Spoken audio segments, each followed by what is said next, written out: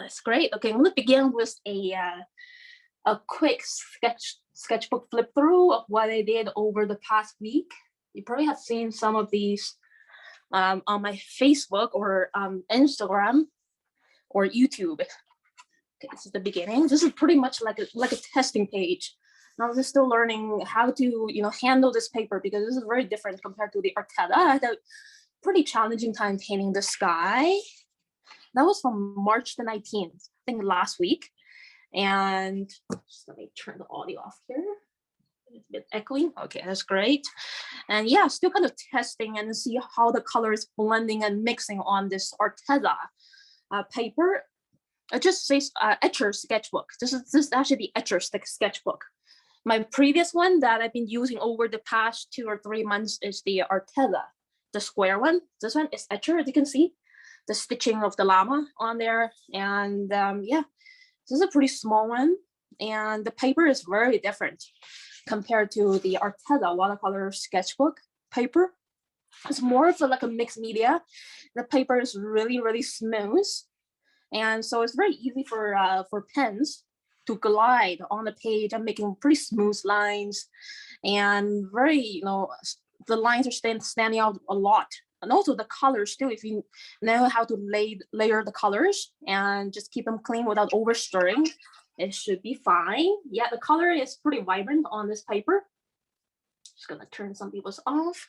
And yeah, so after last Sundays, I think on, when was it? On Tuesday, after the West Vancouver trip, I went to Vancouver Public Library in downtown and just did really quick sketches of the cafe in the atrium of the library building, and 2 girls reading in there. Sometimes when we're doing sketching, it could be like a very small one. As you can see, it's just smaller than my fist. So yeah. Let me see any comments. Oh, there's one comment from Annie. I've been meaning to ask, where do you order your sketchbook from? Because I've had a really hard time finding something like I use. Okay, so this one, I got this actually for free because Etchr want me to sample this sketchbook and review it on my social media. So I got this actually for free. If you want to order a sketchbook from Etchr, just Google it. Google Etchr. Let me turn someone's audio off. Okay, please, you can just Google Etchr Studio and Etchr Art Supplies. Just Google it and you're gonna find their website. Just click it, you're gonna see their website is very straightforward if you're interested in their sketchbooks and watercolors. So far, I've been really enjoying their art materials. And I think they're also selling these on Amazon. So you can search that Etchr Sketchbook. It has a white cover, okay? Other ones, they're a bit more pricey, like the Perfect Sketchbook, or the like the leather bound sketchbooks, with 100% watercolor paper. Those ones are more pricey. This one is just the average price one. It's about $30. I don't remember, 25 or 30. Yeah, something like that. And yes, and the paper is 100% cotton, as they say on the package. And yeah, so the color is actually pretty vibrant. And yeah, it's very, very smooth. It's great for mixed media, for color pencils, ink lines. And this one that I did on Tuesday, before those 2 little sketches, this is in West Vancouver in the morning. It was a rainy day, but really enjoyed my time in this very spacious cafe there by the beach. And yeah, just enjoy these warm lightings and a cup of latte and almond croissant right there. And again, for these people, it's kind of, the artist's way to cheat is that we have to use our memories sometimes to sketch those moving people. They're moving all the time, except for this man. I think, except for this man, this lady over here, they were sitting pretty still on their phone or chatting. But these people in the middle, they were moving all the time. Maybe not these 2, but mostly, I think most of these people are pretty easy to sketch if they're sitting and chatting, very focused on something. Just pick those people to sketch if you find them very, very stable, like sitting and chatting or just on their laptop or swiping on their phone. They're probably going to stay there pretty still for about 5 minutes, maybe more. Yeah, so yeah, just the trick is to find those stable people to sketch. And these 2 guys, they kind of stood up and move around quite a bit, so a lot of memory work too. Yeah, and yeah, just try to work pretty fast too at the same time. It also takes a lot of practice, and you don't have to make it look photorealistic. It could be a little cartoony, you know, with very simple facial expressions to show their mood. And these people's facial expressions are also helping to kind of elevate the warm and happy atmosphere in a cafe too. It can be very simple. And yeah, it took me about 1 hour to sketch on location, and I just uploaded this video on YouTube. And these were done on Wednesday. Yeah, at home sketches, you know, canned food and a new ceramic bowl I bought from my neighbor who's selling stuff online. And yeah, my cup of coffee and a slice of garlic bread. This one was done on Friday before I did this cafe sketch that I shared on Instagram. Yeah. So this one was also around Falls Creek seawall that I went last week also. So yeah, I'd like to revisit those places again and again, sketching the different aspects of the same location, because there's like quite a lot of stuff to sketch around. When you're somewhere, you always get a 360-degree view, right? So you probably won't finish it in one sitting or in one day. So I'd like to go back there again and again. Every time there's something different. And on Friday, I got you know, walked over there. There was like one busker playing saxophone or something like that. The blowing pipe and musical instrument, very much like saxophone. And yeah, I sketched him quite from a distance because there was nowhere to sit. There was a couple benches, I don't know, about 5 meters away from him. So I just stood there and sketched him.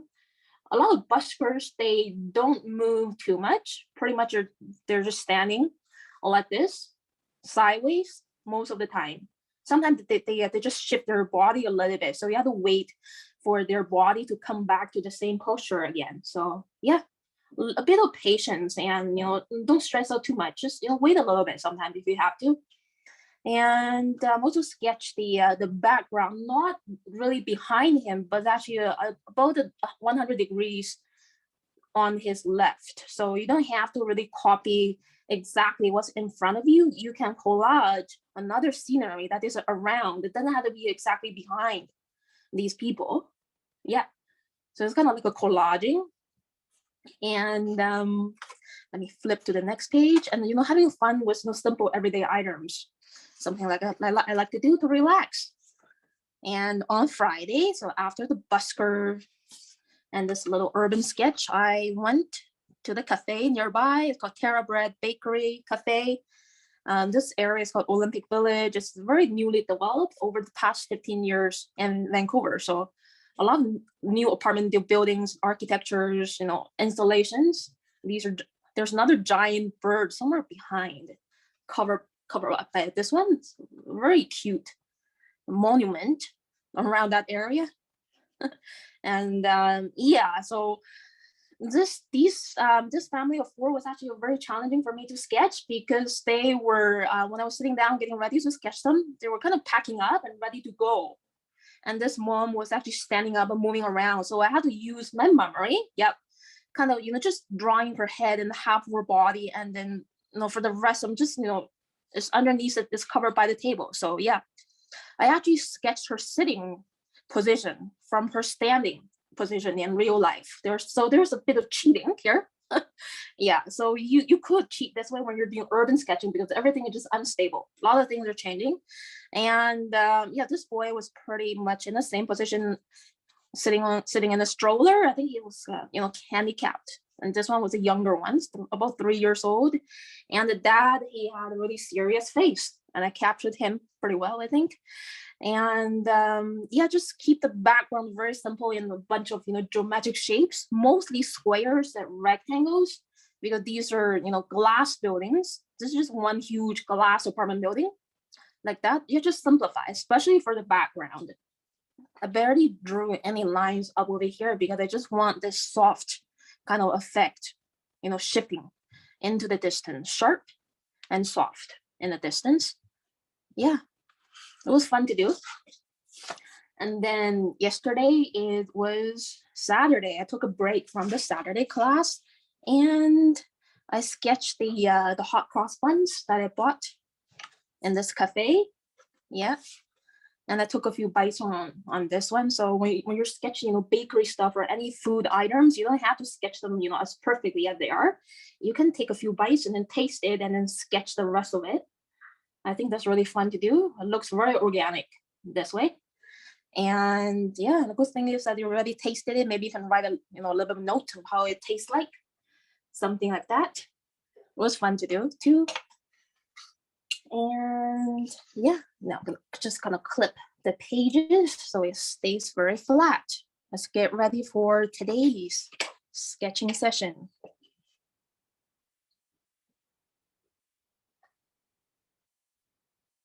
Yeah, I hope you all received the reference photos. If you haven't, let me know in the chat box. Let me just find that. So we have a bunch of photos, but we're not gonna just copy from the photos.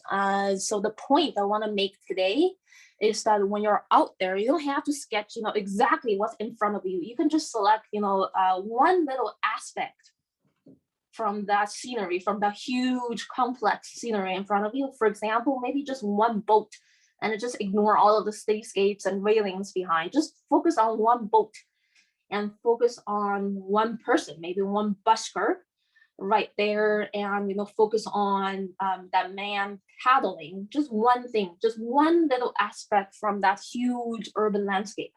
So that's, you know, one of the things, just to make your you know, sketching life really easy. At the same time, you know, capturing the essence at the same time too. You don't have to sketch everything in front of you to capture the essence of a place. You can just grab, you know, several little aspects and just collage them on a page. And that's one of the ways that I do sometimes. Like something from some years ago, 5 or 6 years ago. So this is like on Granville Island. This is from many years ago, my early efforts in urban sketching. So I did one busker right over here. This one was from 2016 or 2017, 5 or 6 years ago. And I also sketched another little building. I don't remember what this building is, maybe a cafe, somewhere not behind him, somewhere on the other angle. And I moved around the island and I sketched the Burrard Bridge across the water and a little bit of boats. So you can just include many little aspects in one area that you go when you're traveling. Usually you get like a 360-degree view when you're sitting somewhere. Especially when you're moving around, you get another 360-degree view of another, you know, kind of, you know, surrounding scenery. So there are lots of possibilities. You don't have to sketch, you know, what's right in front of you all the time. Like this one, probably this one, just simplify and keep the background really simple. And yeah, and the other small things that you get on your trip, you can collage it on the side too. And I'm just gonna close it. Let's move on. I'm gonna turn someone's audio off because I can hear it. Let's get ready for sketching. That's Mireille. Hi, Mireille. And let's start with the first one. Let's start with something easy like the boat. Let's start with boat B. As there are lots of boats in Falls Creek. So let's open the images named boat B. That's a pretty easy one to start with, okay? And I'm gonna do, you know, a bit of the water reflection underneath. I'm gonna paint the water a little bit, so it's gonna be like a little snippet or a little patch somewhere. It could be like a really round circular patch, maybe somewhere over here. It could be anywhere in your art journal that you feel like to. So I'm gonna begin with my 0.8 fine liner. You can use any tip size. It could be 0.5, 0.6, any number that you want to use. And let me just move this around. Let's see. I want to put the boat somewhere on the bottom. This is part of the narrative too, because I got the bun from the nearby bakery. And let me get ready for that. I'm gonna make it big. So yeah, just focus on one boat. No background stuff, no railings, no other things. Okay, just relax. Especially when you're traveling with friends, you probably don't have time, you know, most of the time to sit there for like 1 hour or two to sketch a large scenery in front of you. So you can always, you know, pick out one little thing that's there, you know, one little thing that really defines that place. For example, the boats here. Yeah, lots of boats of different, you know, types. So let's start with the bottom of the boat, okay? And also because we want to include a little bit of the water reflection, so we want to make the bottom a little bit higher. And I'm gonna leave this part for the water reflection, okay? So I'm gonna use a pencil to show you roughly how big I'm visualizing, because in real life I don't need to use a pencil. So now I'm using a pencil to give you an idea how big I'm gonna draw. So this part is gonna be somewhere at the bottom of the boat, reflections down here, and the upper part of the boat, the very top of the boat is gonna be somewhere here, okay? It's gonna be roughly a in the circular patch, somewhere this big. Okay, I'll make it a little clearer.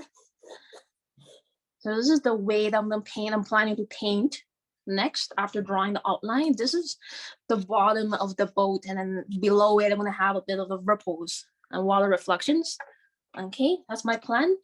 This is what I visualize with my eyes before I start sketching in real life.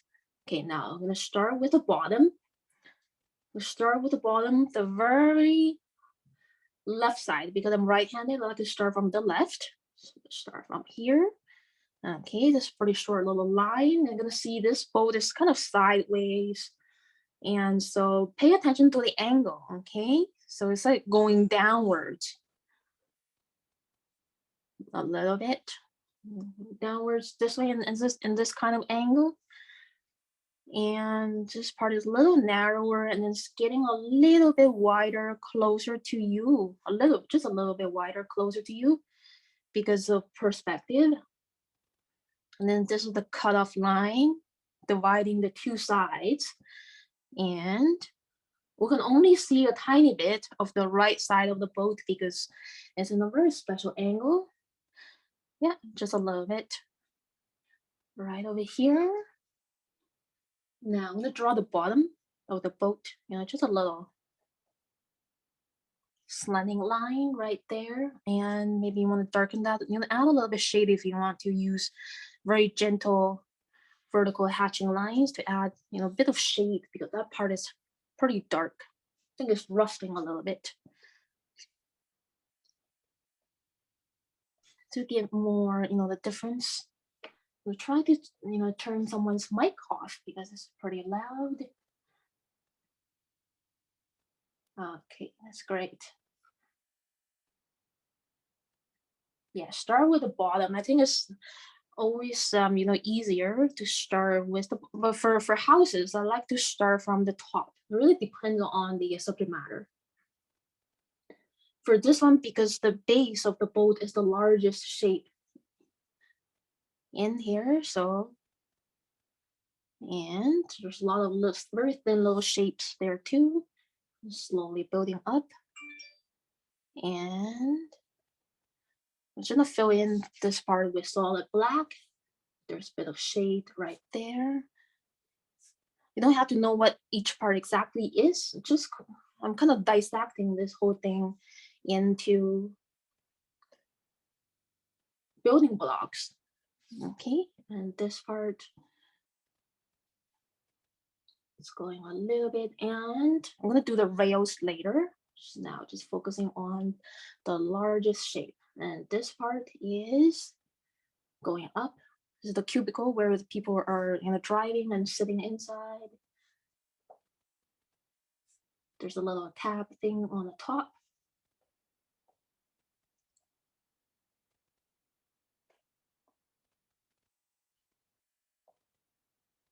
Okay, now this part is kind of like a trapezoid shape. So I'm gonna stop over here, and it's gonna come in this angle, kind of like this. Okay, this is kind of like a very special side view of a boat. Now we're gonna finish the top where the upper deck is. I think this contains an upper deck right here with the blue canopy. Okay, and the little windows.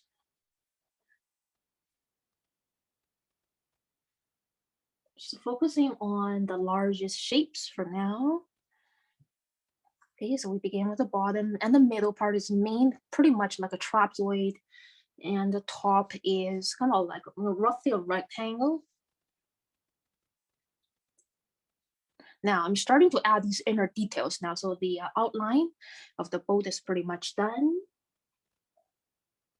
Start to add the railings here on the upper deck. And the window frames.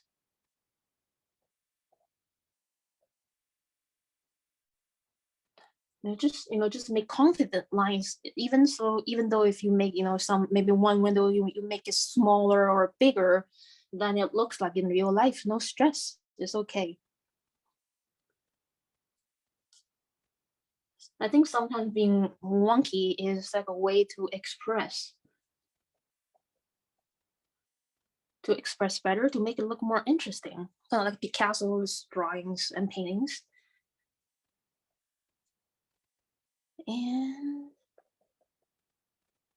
so fill in some gaps with solid black just to add more, accentuation and density, for the solid object that we're sketching. And one of the ways that I like to do when I'm sketching houses, other buildings, or, kind of solid structures, yeah, solid lines really helps. There's the top part of the boat. And see, there's a little bit over here on the very left side. There's a tiny bit of structure coming towards the back that I see. Yeah, these are great stuff to study. So just make sure these boats are, anchored by the bank. They're not moving. Moving boats are pretty challenging because their position is always shifting. Just make sure they are, not moving, anchored near the bank. This one was good. And now a lot of thin lines, like stripes. And now this part of the window, it kind of follows the direction of perspective. It's going downwards a little bit. And again, there's a tiny little trapezoid going down a little bit. And frame the bar in the middle that divides it. Now I'm gonna kind of, use hatching to make it pretty dark. Usually during the daytime, we're looking inside, we're looking at windows, most of them look pretty dark. And vertical hatching lines. But it still has a bit of bright spots, somewhere. It's not just, completely solid black. And finishing up these lines. There's a little light in the front of the boat. I think they're gonna use it during nighttime when they're sailing. There's a light there, a little light.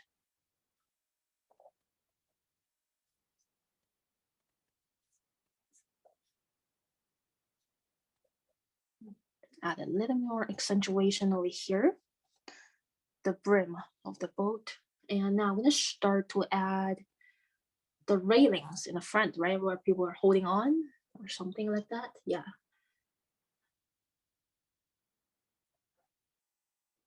They're going this way. So just really trust what you see instead of, putting too much theory of perspective into it. Mostly I just pay attention to where the angle is going. This is not a very big angle, pretty much, perfect horizontal line there. And just adding these vertical bars of the railing.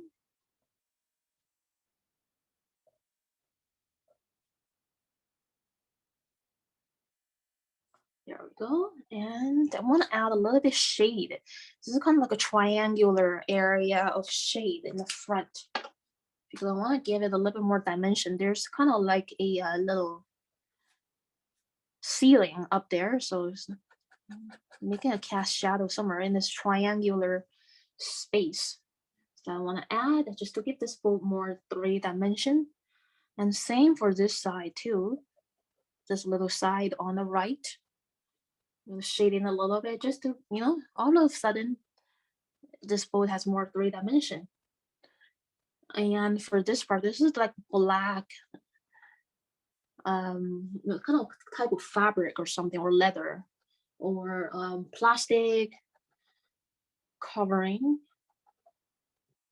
this part. All right, just make it solid black, so more contrast.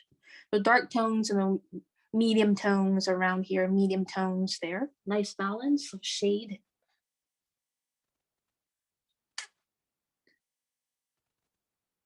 Yeah, and that's pretty much it for the drawing part. I'm gonna add another little railing over here, that's curving down, and also some ropes. If you want, these are tiny little details, these little ropes hanging down. Now I'm switching to my 0.3 because it's easier to make these thin lines. So if you're doing hatching or doing very minor details, you can use a 0.3 or maybe even 0.1 fine liner pen. Yeah, there's a little bit rope over there. And I think that's pretty much it. Even in real life, if you're short of time, just keep it simple. Now, let's see, I'm gonna use lines to add a few of those water ripples in the front, especially around here. This is still like 0.3. Usually there are a lot of little short ripples around the base, around the very bottom of the boat.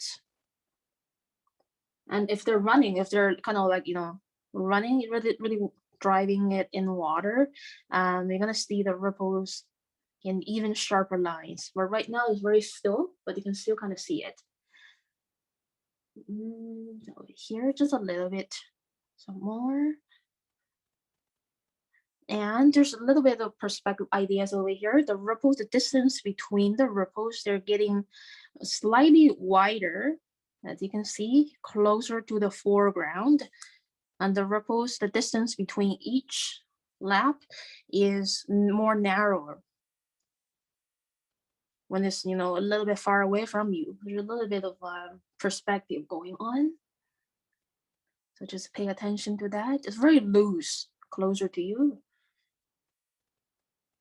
And also when we're painting, we're going to use larger brush strokes for the ripples or waves in the foreground. Okay, and that's pretty much it for the drawing part. And I'm going to erase the pencil lines. So the pencil lines is really helping you to kind of see how I'm going to paint. I kind of, paint in giving this boat like a circular background, very flexible.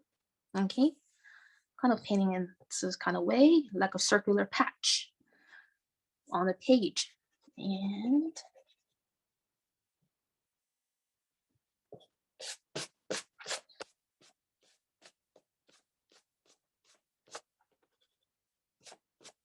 so if we're going to like going to the beach or going to an aircraft show or a vintage car show, you can always select a couple of cars or aircraft to sketch rather than sketching the whole urban scenery in front of you full of people and overlappings. Just pick one car or one aircraft or something. Yeah, just to make it simple, and it still makes a really great memory. Even though you're only making one little drawing, other memories on that day is gonna be within this little sketch. There's more than just a mere imagery of a boat or a car or like an aircraft. Okay, so now I'm getting ready for watercolors. Just gonna move this a little bit this way.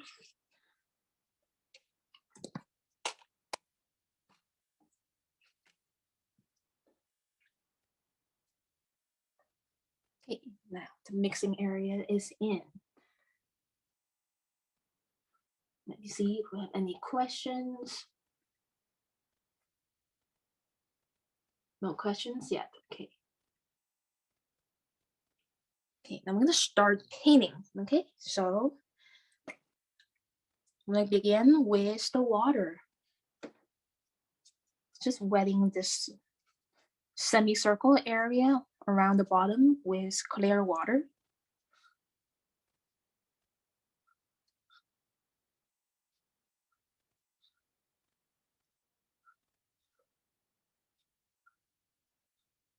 like this about more than halfway down. So this is the line that divides the base of the bridge, okay, or the seawall. This is actually the seawall above. I'm not gonna paint anything, but I think I'm just gonna leave the top half circle, actually a very small half circle white.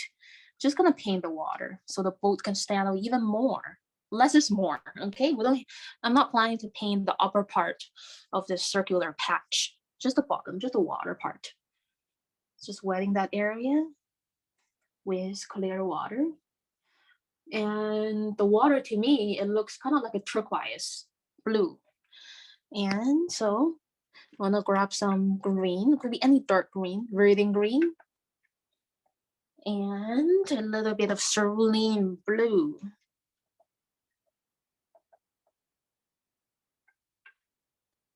Or ultramarine blue is fine too. Just experiment with the different kinds of greens and blues, see how they mix together and what colors they turn out to be. This is a nice one. So in the photograph, the colors tend to be more dull compared to what you see in real life. So just gonna add this one, the first layer. Okay, I want to keep it pretty light. Just this turquoise color. I'm just gonna preserve this part, which is kind of white, the white reflection of the boat.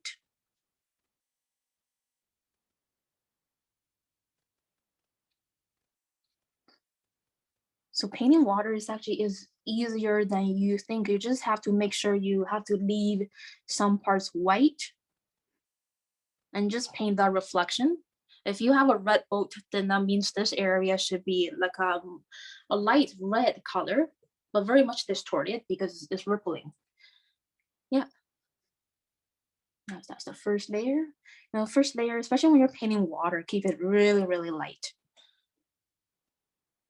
Okay, so this is the patch that I'm painting for the background. I'm gonna wait for this to dry because this is pretty wet right now. Now I'm just gonna paint the first layer for the boat. It's not completely white. I can sense a little bit of a yellow. So I'm using this leftover yellow to put it on there. Very, very minimal, very much diluted. Because there was a little bit of sunshine, the sunshine and contains the yellow tone. And a lot of white objects in bright daylight, even it's an overcast day without sunshine, I can still feel the yellow on those white objects. So white objects, I don't think they're completely white, except under direct sunshine. They got those super bright white patches, which is not super common. And here, yeah, the first layer for the boat, a very mild yellow. Okay, and now I'm ready to go back to the second layer for the water.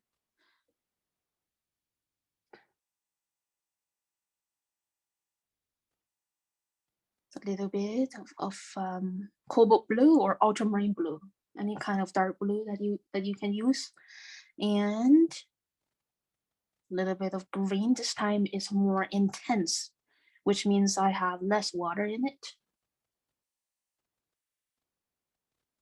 I'm mixing a little bit of pink purple too, using the leftover one. Now I'm switching to my Sakura medium tip water brush. Adding these medium tones.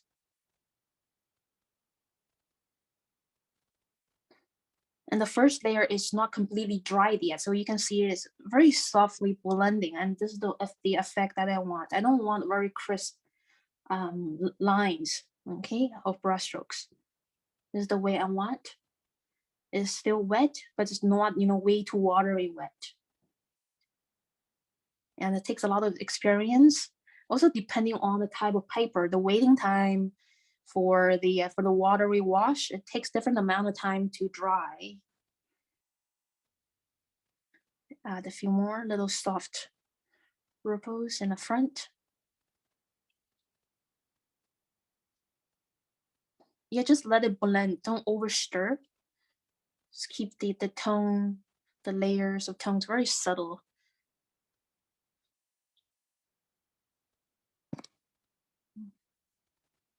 Okay, as you can see, I'm leaving this part white. This is the reflection of the boat.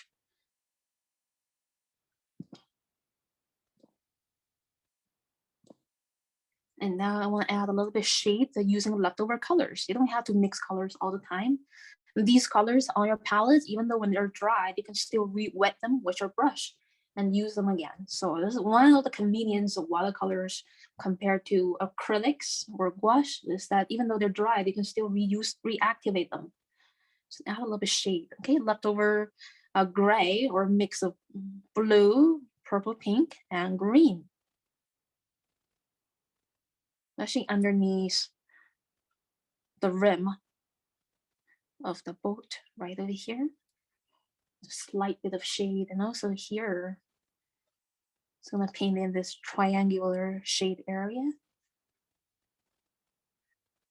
Show a little bit, tiny bit over here too. A lot of geometric shapes. And very interesting shade areas. Bending around in different directions. Yeah, just a little bit.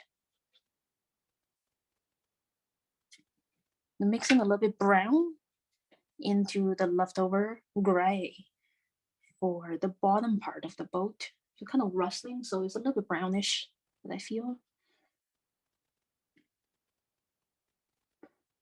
And also for the very, very bottom of it, the shadow or the reflection right there. And still keep using this leftover gray that I have for the mirror image. The mirror image is actually pretty clear, closer to the object in the water. It's pretty cool right over here. Small little lines. This is the third layer, okay? Third layer for the water. There's a dark stripe over here from the reflection. From the flag somewhere there on the side. It can be very random, so you really have to depend on your observation. There's more darker tones of reflection over here, probably from the windows.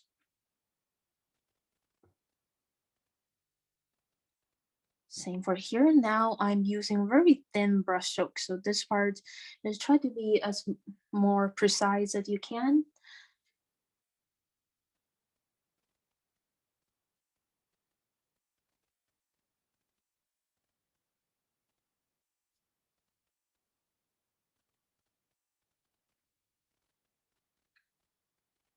This area of the water is actually pretty dark.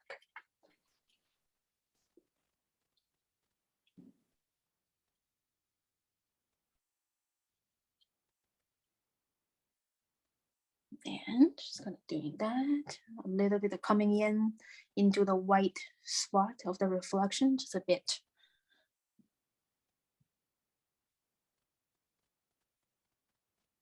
And you can actually stop right now too. You don't need to do any more rendering, especially when you're on location. Once you think you capture the essence, you know, the feel of the reflection, you don't have to go any further.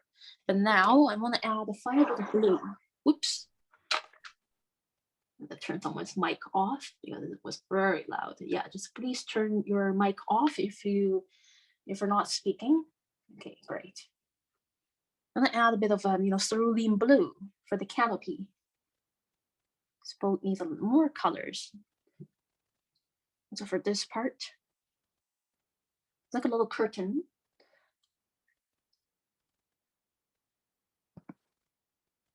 There's another blue thing over here in the front.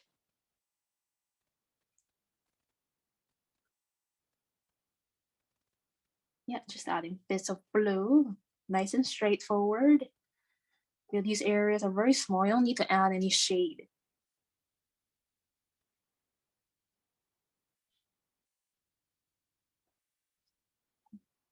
And for this blue stripe here too, on top. Looks slightly darker on this side, so look purple blue here, Just a little bit. I think there's a very small stripe right over here too.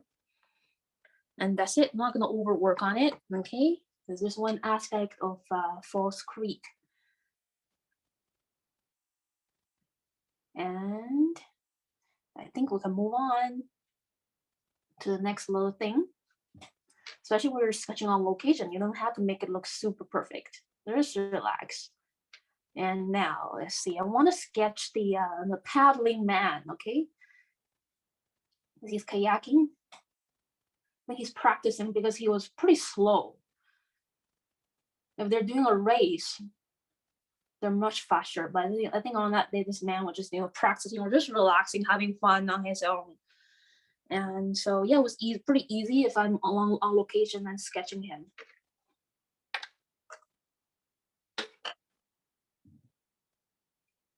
And so let's get the next image ready. Paddling man in a blue kayak.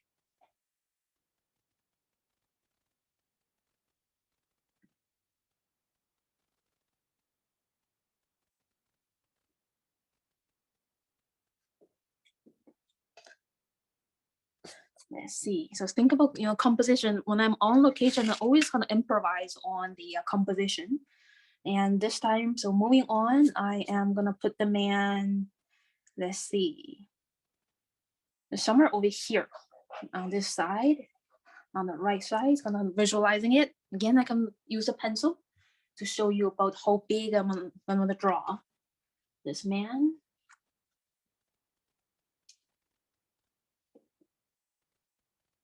So roughly the boat is gonna be around this big, okay, around this big, and this is coming in from outside the page, so it's pretty dramatic. And then his body part is gonna be like somewhere here in the middle, the paddle somewhere in this direction. And again, I am gonna paint the water a little bit on the bottom, with a little bit of water up above his body, about this size, not super big. Okay, so that's my plan, that's my visualization. The boat and the little bit water below and above.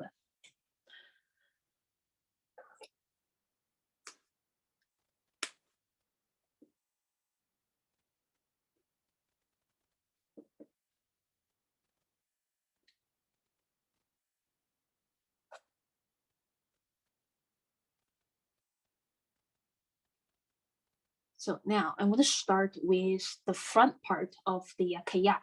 Okay, it's actually called a kayak. And so make it bigger. It's very, very pointy. So if you're not sure, yeah, just feel free to use a pencil to kind of do a very quick layout. Let's start with the front, again from the left side because I'm right-handed. And here, start with this part and coming in the bottom. So I want to do overlapping right now because when we're doing real life sketching, the paddle keeps moving, shifting up and down all the time. So I'm actually going to do overlapping, try to be a little bit, realistic rather than just copying the photo. In real life, this man is going to be, going forward in not a very fast speed, but still he was moving, especially the paddle part, and the angle of the kayak is going to change a bit. And then I'm going to start with his head somewhere here. So when drawing people, I like to start with the hair. Pretty, a little bit long hair, and then his forehead. A little bit mustache if you want to, and here, so here. And he's wearing the life jacket, so there's the belt right over here. It's going in the back, which is the life jacket. It's going in, and the arm, short sleeve shirt.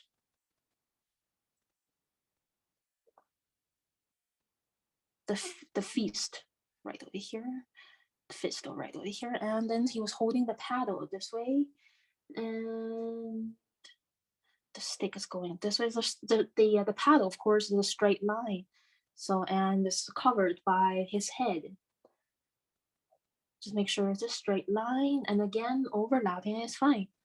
The end of the paddle is kind of like here, is a little bit in water. The top of it. Especially when you're sketching people doing sports or in action, overlapping is fine. A little bit displacement may happen, and just let go. Really shows the movement when you have a little bit, shifting or displacement.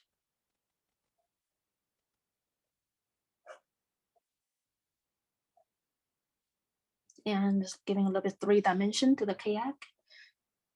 Adding the side line over here, right there.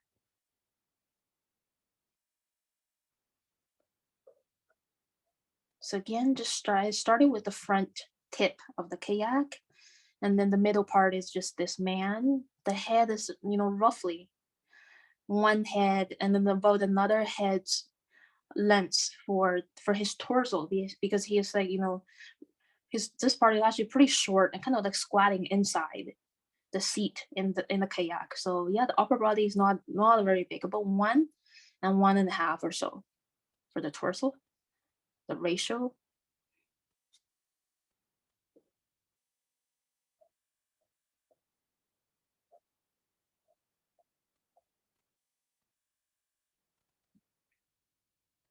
The shade, for this seat area inside there, and maybe draw his eyes if you want to. Just one dot because they're moving, and you can make, always make people a little bit more cartoony. It's fun. Urban sketching or including people in urban sketches, we don't have to make them look, photo realistic. And here it's a little bit of reflection, the kayak. And I think that's pretty much it. Yeah, for the drawing part. We'll just work on the painting.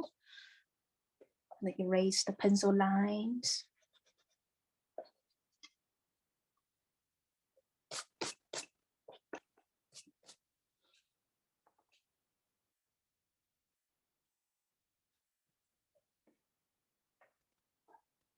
And when you're sketching some people paddling, like no matter what angle this paddle is, it's always a straight line. It's never going to be bending, right?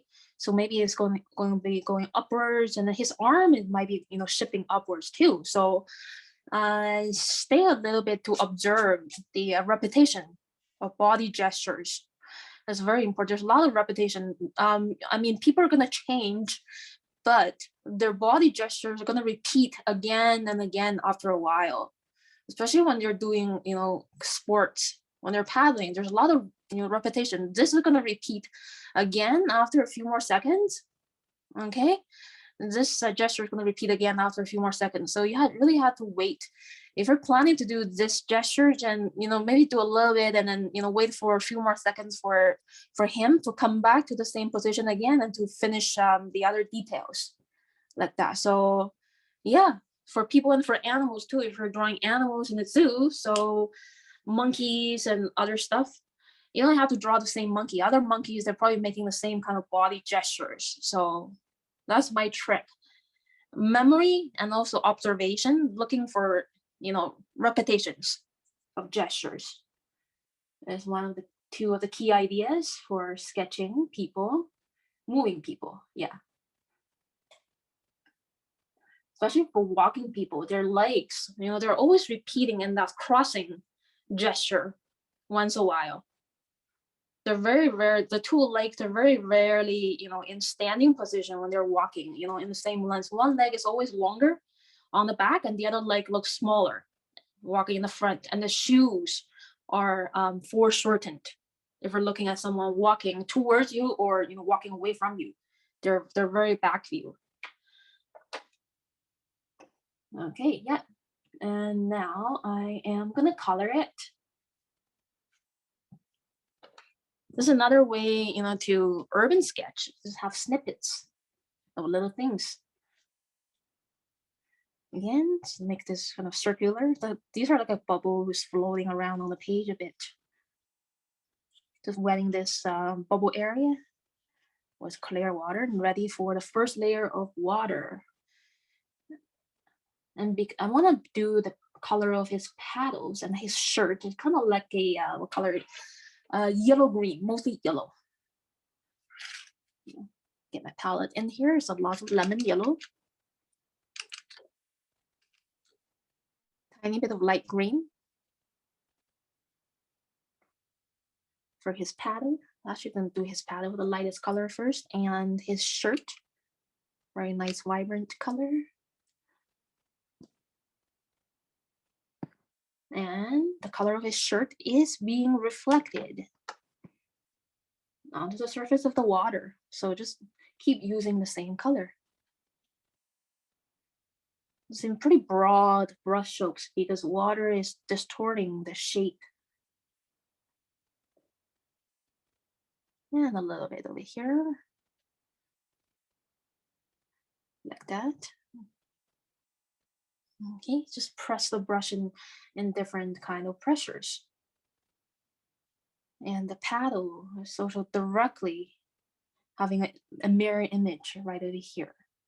The mirror image of something like this, opposite direction, is going up and going down this way. Just like symmetry. Okay, very interesting.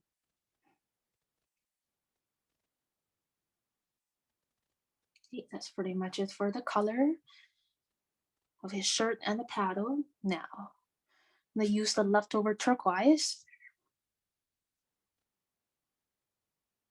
It really saves time when you're using leftover colors. Again, just gonna leaving little streaks of white to show the highlight, the part of the ripple that pops up, right? Water is not flat.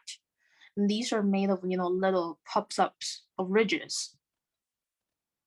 That's why there's highlight on the peak of each little ridge. Yeah, just relax and use, brush strokes like these. It doesn't have to be a perfect brush stroke, but you want to capture the feel of water and don't stress out on just copying what's in front of you because water, again, is moving every single second. You want to capture the nature of it.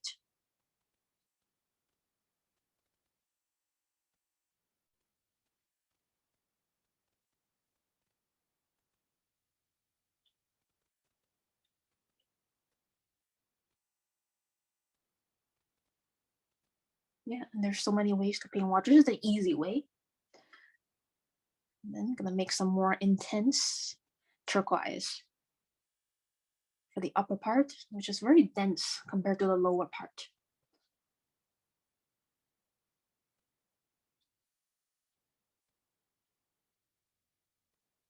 The reflection from the stumps. So hate later. Then distorted by the ripples. Use a lot of squiggly brush strokes too. Just have fun with it.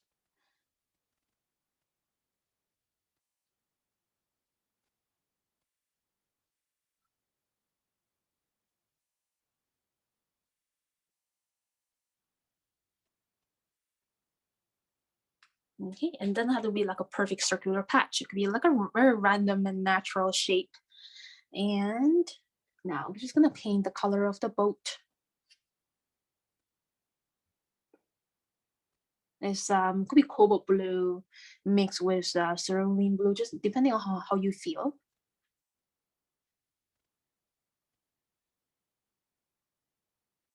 A little bit here, there's some white space on there. And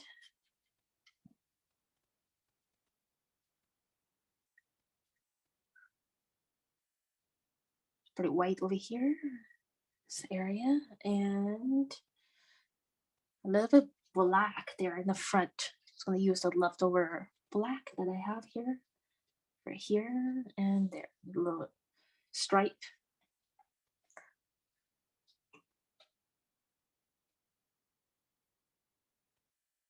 At the same time, doing the mirror image right underneath the boat with the leftover dark blue.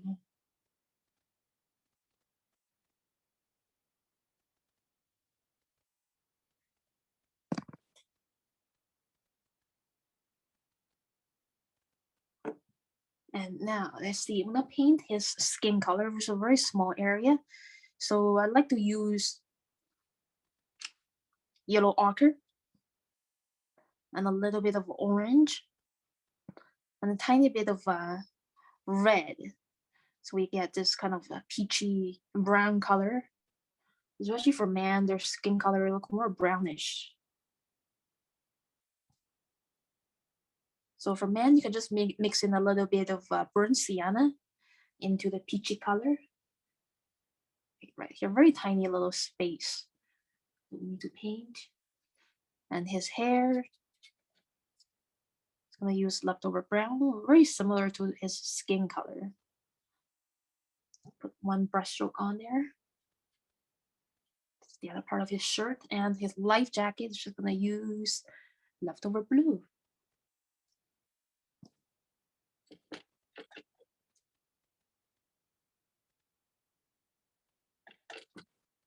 Tiny bit of black for this part of the life jacket. Yeah, you could use black sometimes to add, very strong contrast or accentuation.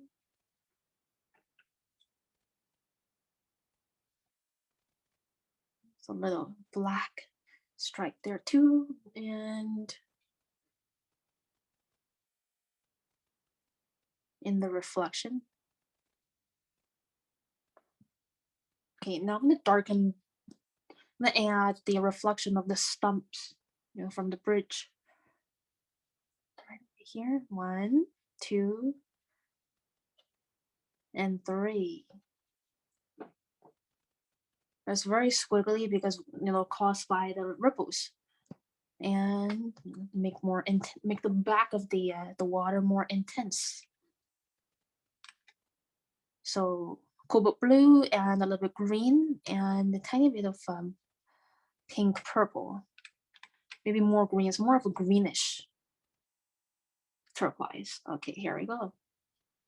This part is supposed to be more intense, but still contains little lighter areas. The top of those ridges.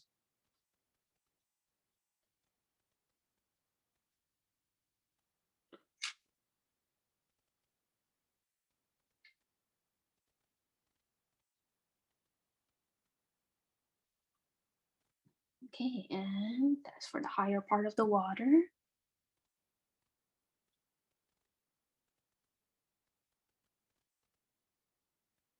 Blending in a bit. Okay, now it looks kind of shiny and rippling. They use this darker tone.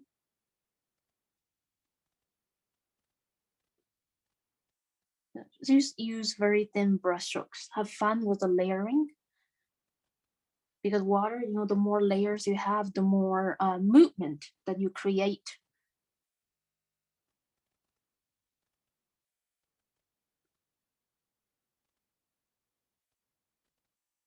Again, this is almost pretty much simplifying. In the photograph, you can see hundreds of ripples, right? Now we only want to capture the essence, the nature of the water. All we need is as many lines that we can make.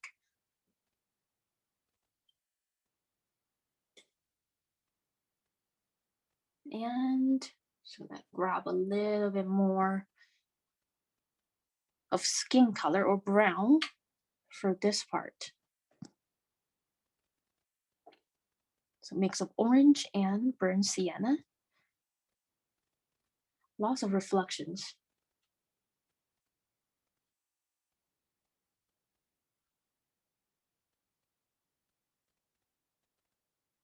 And it's good to practice with a small patch of water before you move on to a large landscape of a pond or river or the ocean. It's good to do these smaller practices.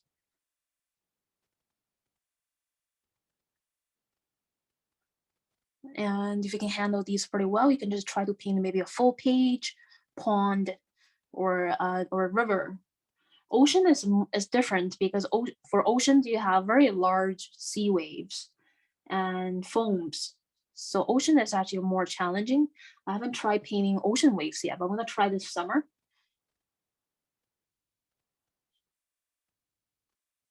Let me see if I have any questions.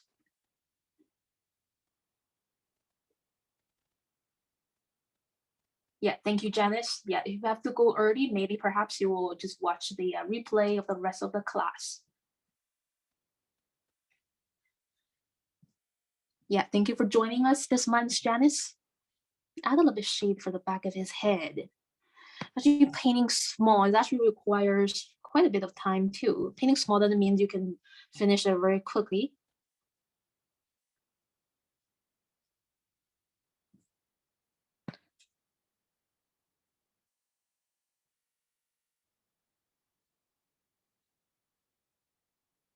Just of having fun with these, layers of ripples.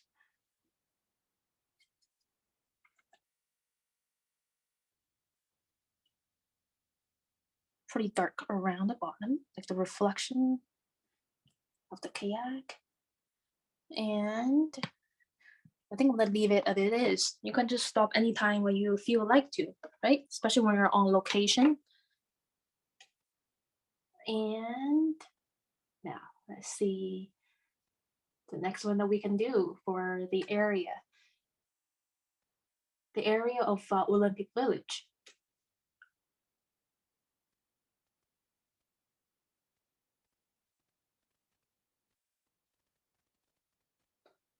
Let's sketch some people for people and mountain view. So now let's open the image. Is called people and mountain view.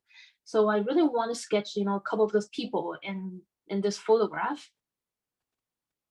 So if you're hesitating to start sketching people from real life, then you can practice with photographs or snapshots that you take on your daily walks around the city. So for this one, I really like the person, actually the lady walking her dog in the foreground. So I really want to do that. So in this area, there's a lot of dog owners and different species of dogs. Very cute. A lot of them are actually really cute.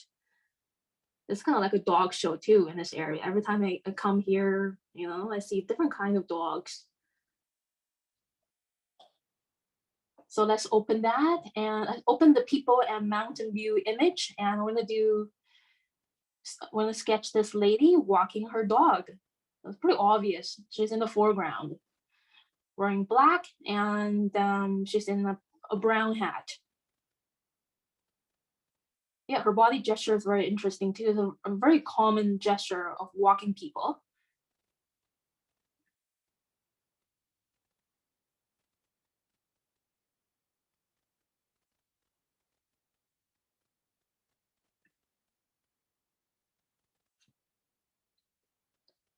Okay, that's pretty cool. And I'm gonna move this clip a little bit higher.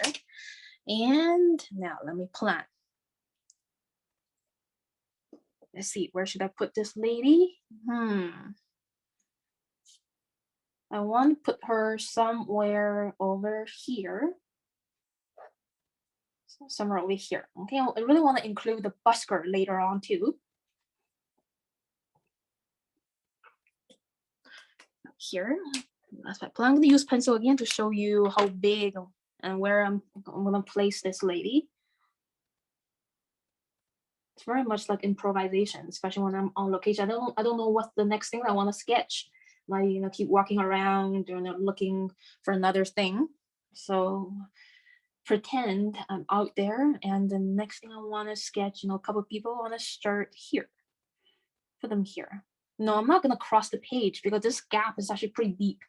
Just gonna stay on this single page, and I want this lady to, her head is about this big, and the rest of the body. Well, you don't have to follow human anatomy very strictly. So the head is 1. The rest of the body is about 5 for ladies. 2, 1, 2, 3, 4, 5, 6. Okay, so it's about this long. If you get a little bit shorter, that's fine. So 1, 2, 3, 4, 5, 6. 6 pieces, and the head is on a very top piece. Okay, 1/6 for like an average person. If you get them, you know, a little shorter, or if they're looking a bit chubby, that's fine. A lot of urban sketchers will find their sketches, human figure sketches, very interesting. Sometimes they tend to make them look a little like Lego people, which is kind of cute. Yeah, you don't have to follow the rules of human anatomy, like the proportions. It's just a personal choice. Okay, let me move the watercolors away a little bit. And let's start with this lady. And again, when you're out there and you know, improvising in your sketchbook, the proportion of everything can look different. So yeah, the person can be really big. And your food item or like a souvenir can be pretty big too, if you want to. It's really up to you.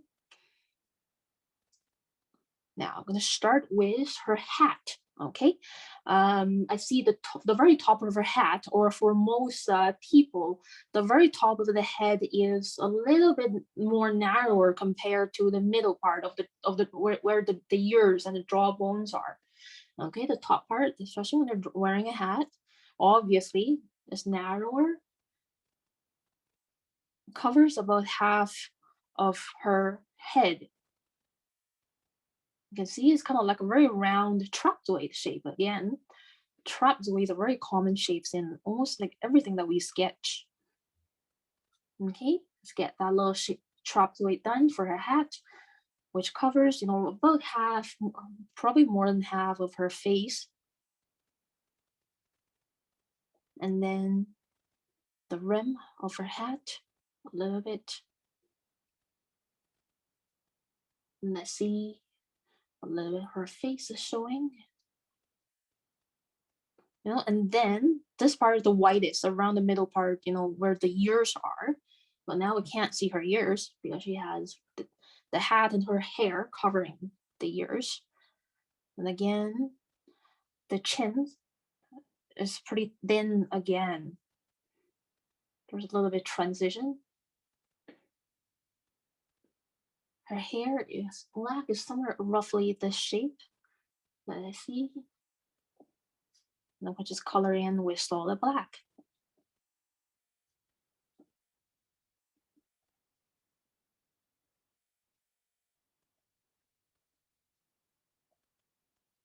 So if this person is walking away, that's fine. You can find someone else very similar. In this area, remember there's a lot of young ladies and men, you know, walking their dogs. So there's actually a lot of similarities in this group of people. I think these are young, you know, self-employed people or whatever they are. They're, you know, their lifestyles are very similar. Lots of dog owners and, you know, joggers, cyclists, their lifestyles are very similar and their outfits too. So if this girl is walking away, find someone similar that comes by. It's okay.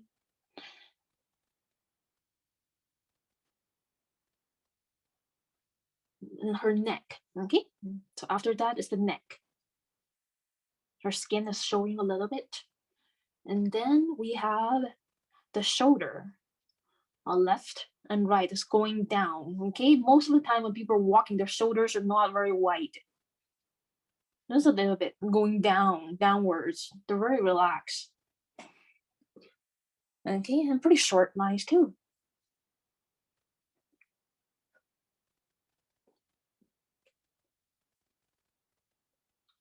Arms are pretty long, especially when they're wearing jacket.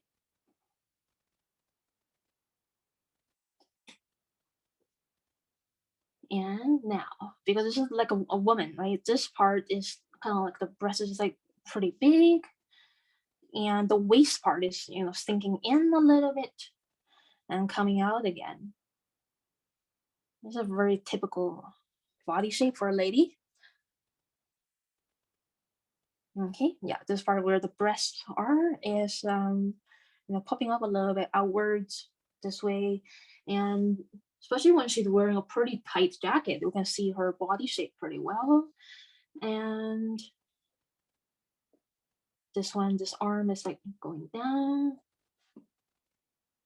about the same length as the other arm, a little bit shorter because of the angle that she's lifting the dog leash a little bit. And here, I think she's wearing gloves.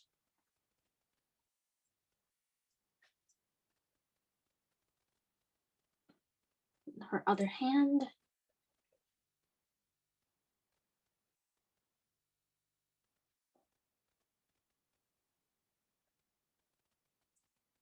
And then the thigh part again is pretty round. And this leg is actually going forward in the front. And then we can see her shoes. The thigh and towards the knee is shrinking a little bit. Okay.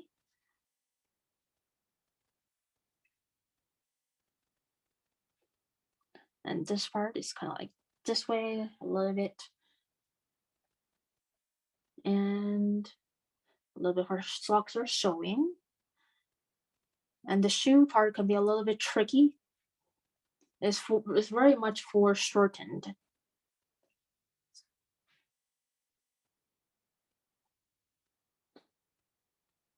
And her other foot is about the same, on the same level as the one in the front. I'm gonna color in a little bit.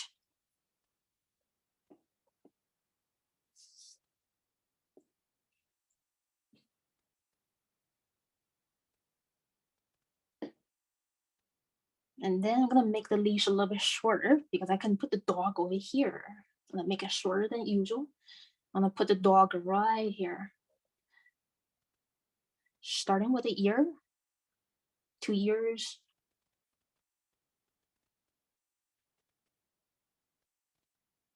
And the eyes and the chubby nose. So dogs, I think animals, they move a lot in way larger changes. Not very loose lines is fine. And as foreshortened, we can't see the side of his this dog's body, but maybe a little bit of the back and the tail right over there. There's a foreshortened view of a dog. And I want the leash to be connecting with her hand. It's shorter because I want to fit in this space. And this part of the leash.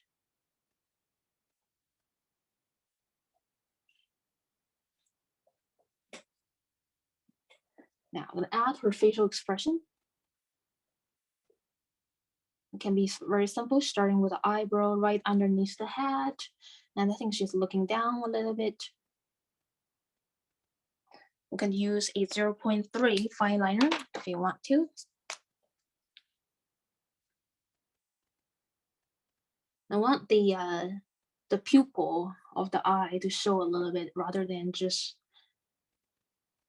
the eye closing. It looks like it's closing, but you want to have a little bit of the pupil of the eye a little bit somewhere in the middle with a dot. And the nose, it can be a very simplified version. It doesn't have to be, full like this. And then her lips, somewhere there's just very quick impression of a person like that. And add a little bit texture for her hat. It's knitted, so yeah.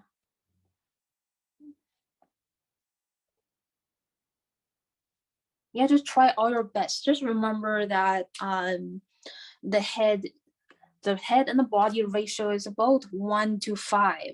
Okay, 2, 3, 4, 5, 5 and 1. The total is 6. It's about that. If you get them a little bit more chubby, like the one that I did the other day, it's okay. You can. Some urban sketchers, they even do people in kind of like in this style that I've seen some of my fellow urban sketchers, almost in Lego people style. That's fine. Just a personal choice. You don't have to follow the rules very strictly.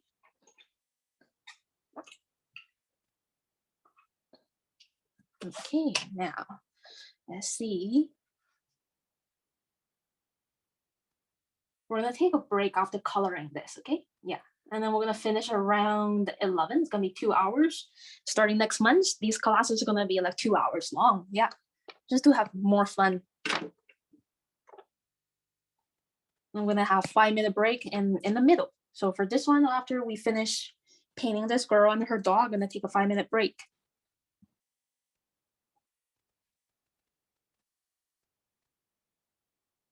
Now, it's very simple because it's all just wearing all black except her hat. I'm gonna start with her hat. And it's kind of like a yellow ochre mixed with a bit orange and a bit of brown. I use a little bit yellow ochre and some orange, tiny bit of burnt sienna. It's a very nice color, kind of like hazelnut color.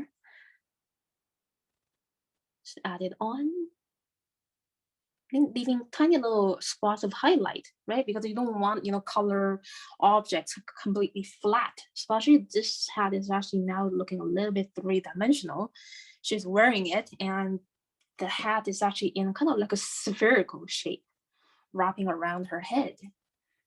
So actually I'll have a tiny little white streak there to show the shine, the 3-dimension. And skin color, let's go. This is already very similar to a skin color. Just mixing a little bit of pink to get this peachy color, very diluted. Oops. I think the pen is not 100% waterproof. So I think the quality of the Uni-pin fine liner pens, they changed a bit. It actually runs now when I wet it with water. It used to be very good quality when I first bought it about a year ago, and this is my second time buying the Uni-pin fine liner pens, and yeah, I think the quality changed. That's a little bit. Now her face is dissolving a little bit because the ink is dissolving because it's not 100% waterproof. As I predicted, that's okay. And actually add a bit of shade too. That's fine. And now I'm actually gonna erase these pencil lines.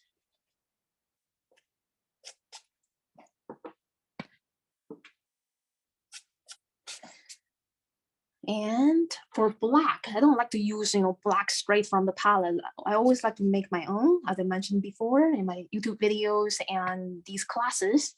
So yeah, my recipe is grab any kind of blue, okay? Every time you can try different kind of blue. I have many kind of blues: cobalt blue, ultramarine blue, cerulean blue, royal blue, whatever that is, and try mixing a little bit of pink, purple, whatever kind of green that you want to use. Could be any green to get your own dark gray color.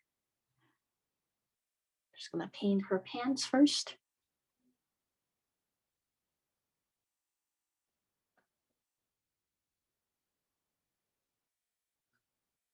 And for her jacket, I want to change the tone a little bit. Gonna add a little bit more pink purple. Yeah, now it's a more of a purplish blue, and leaving the shoulder part was a little bit of white streak to show the shine. Okay, it's not just solid black all over. I'm gonna add some more accentuations of shade here and there around her outfit. So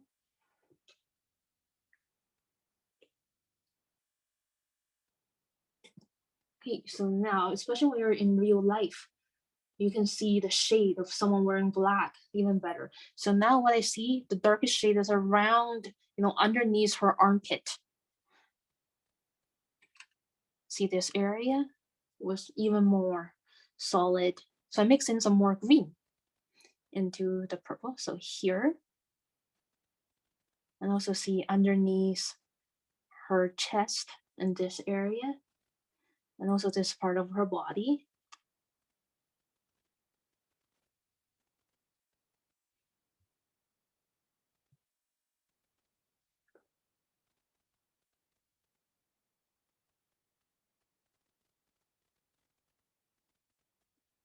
Yeah, just add another layer of even darker tones, because people's outfit, when they're wearing it, it's not flat. Just be really brave about that. Now her upper body is looking more dynamic. Okay, and I left the first layer of purple there. without painting it, just adding a lot of dark shade around, especially for her this side on the right.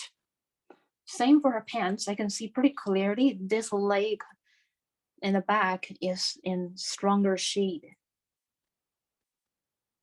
So less water and more paint pigment.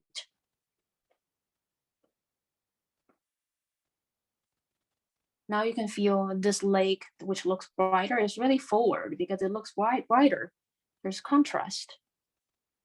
Contrast really helps to push things forward or behind. And that's, visual illusions that we can make with different intensities of paint. A little bit shade for the right side of her hat. And that's pretty much it. And she's wearing black gloves. Just paint it in. And then I will paint her dog, which is kind of a caramel color. Very cute. I'm gonna use the leftover yellow orange right here and dilute it a little bit more. That'll be similar to a caramel color.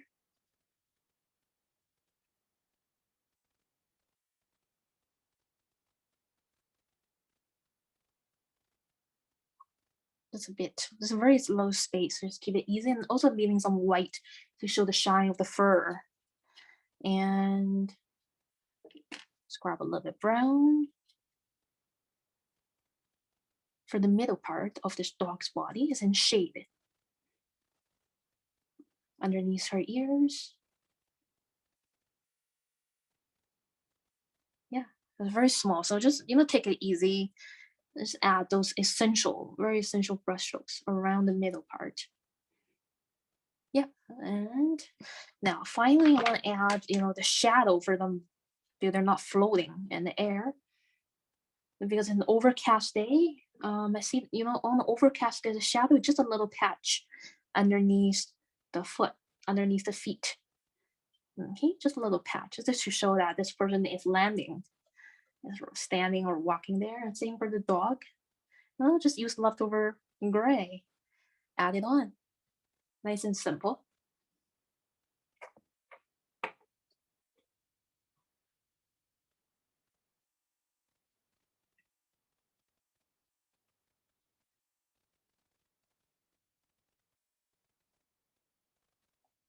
And here we go. We're gonna take about a 4-minute break. Okay, we're gonna come back at 10:30. If you have to go, that's fine. So in the future, this class is gonna be like 2 hours long. Yeah, just to make sure we're not rushing and we're taking our time. Yeah, just gonna finish off, this side of the page. We move on with the urban, actually the mountainscape behind it. Gonna fit it over here. So I'm gonna come back around at 10:30 my time, okay, in about 4 minutes.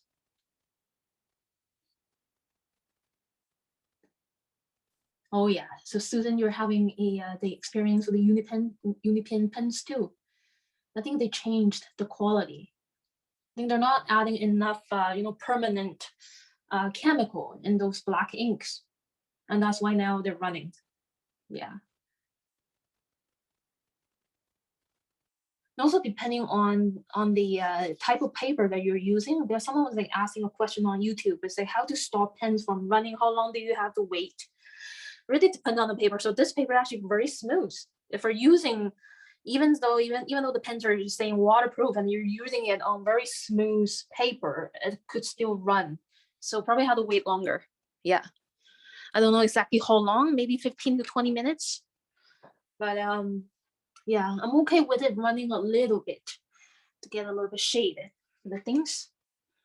Okay, I'll come back soon.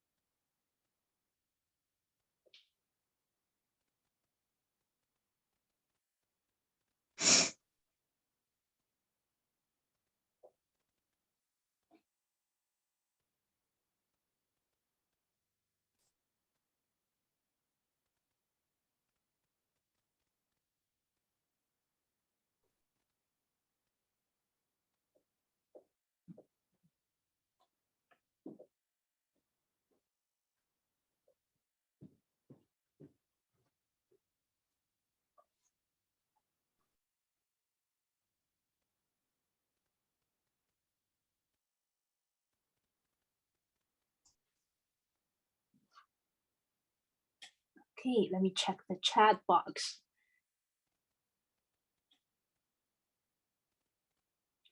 Yeah, I found out a lot of people are having issues with this Uni-pin pens. So next time I'm gonna try a different brand probably. Faber-Castell are good ones. I've tried them many times years before, so I'm gonna go back to the Faber-Castell fine liner pens. So when you're buying Faber-Castell, they have different series of pens. Just make sure you're buying the artist pens or the Pitt artist pens. Those are waterproof. Some pens in the Faber-Castell or maybe in the, probably in other brands too, they are not waterproof. Just make sure that they have this thing in the label that says waterproof or India ink. Yeah, micron pens are great too. Yeah, micron Pigma, Faber-Castell. Yeah, you can get them on Amazon or in pretty much any art supply store or stationery stores. Yeah, they're more trustworthy. Yeah.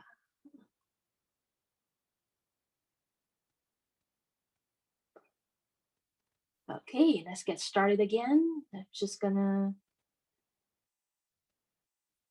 see the next image that I'm gonna use.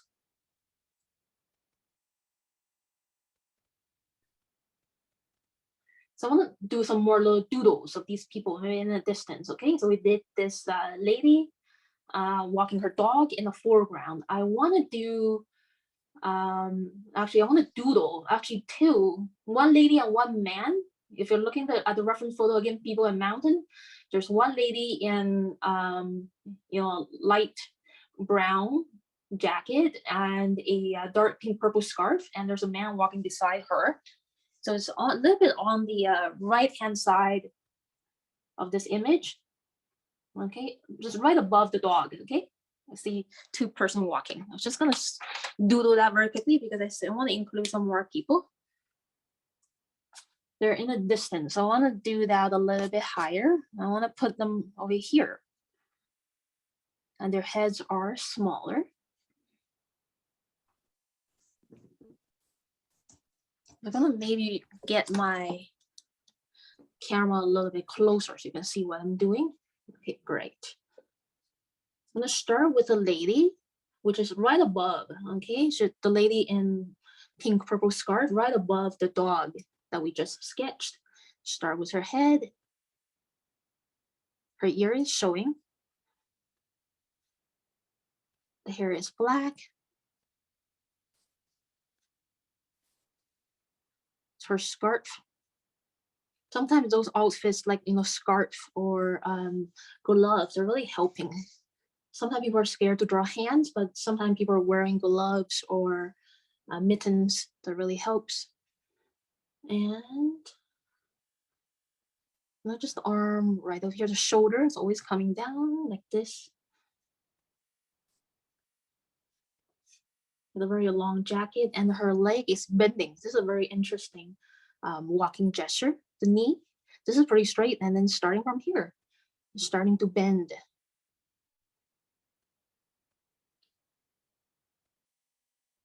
She covered by the railing, the bicycles a little bit, and her other leg is kind of hidden. It depends. You're gonna see different. There's so many different kind of walking gestures or people walking on the street. A lot of times you can color, their pants black. If you can't see things very clearly, this is like a silhouette. Okay. Sometimes when things are not clear, you can just shade it in with black. Just get it, just a silhouette. It doesn't have to be always clear outlines, especially for pants. And then do her eyes. And then there's no need to do her mouth. If you don't want to, just make sure it really looks like a person this way already. And we'll do the man beside him, slightly taller.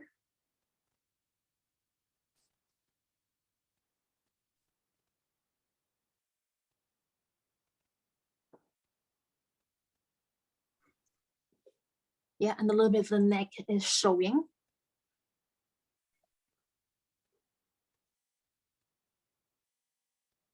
the arm. Sometimes there's an angle, around the elbow.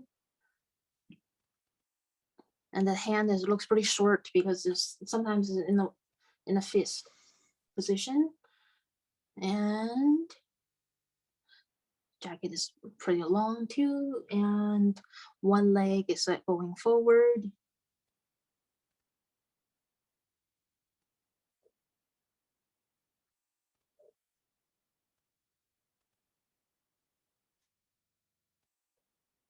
So both shoes are on the ground sometimes.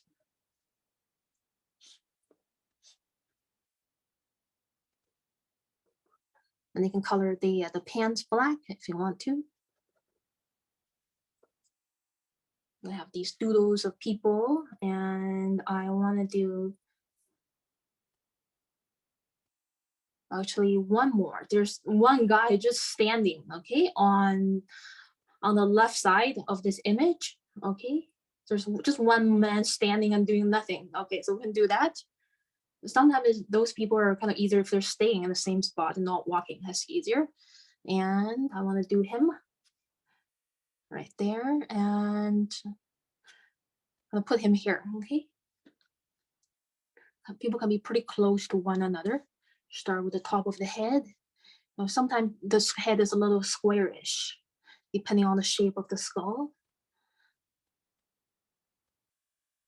The eye and the nose.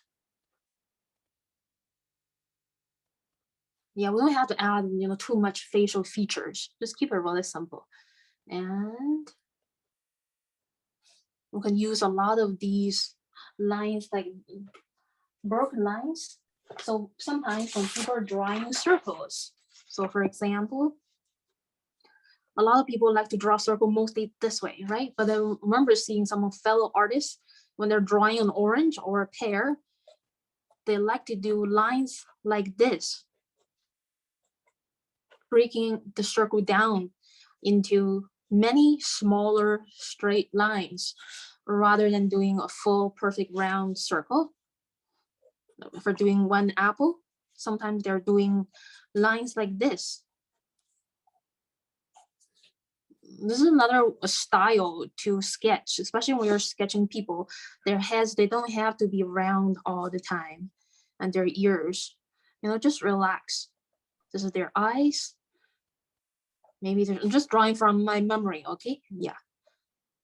And this, the neck.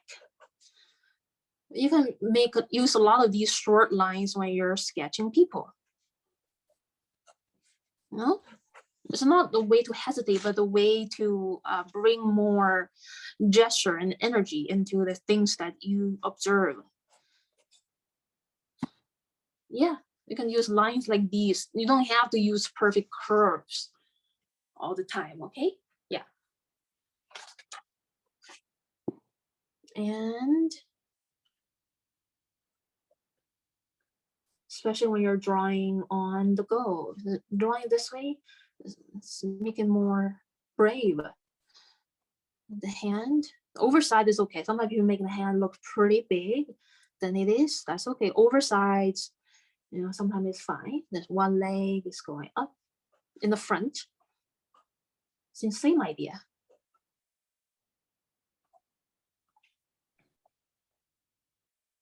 For shortened, a little bit overlapping over here. Shoes. I'm not sure what we're doing here. How do you do this? Okay, let me see. Let's see, who's speaking? Please say your name.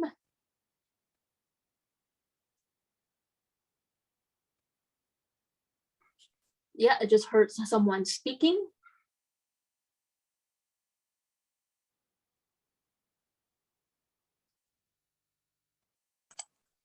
He's not sure which picture we're sketching from on the people. Oh, you took on the people. Yeah. Okay, let me share screen. Okay, yeah, let me share screen.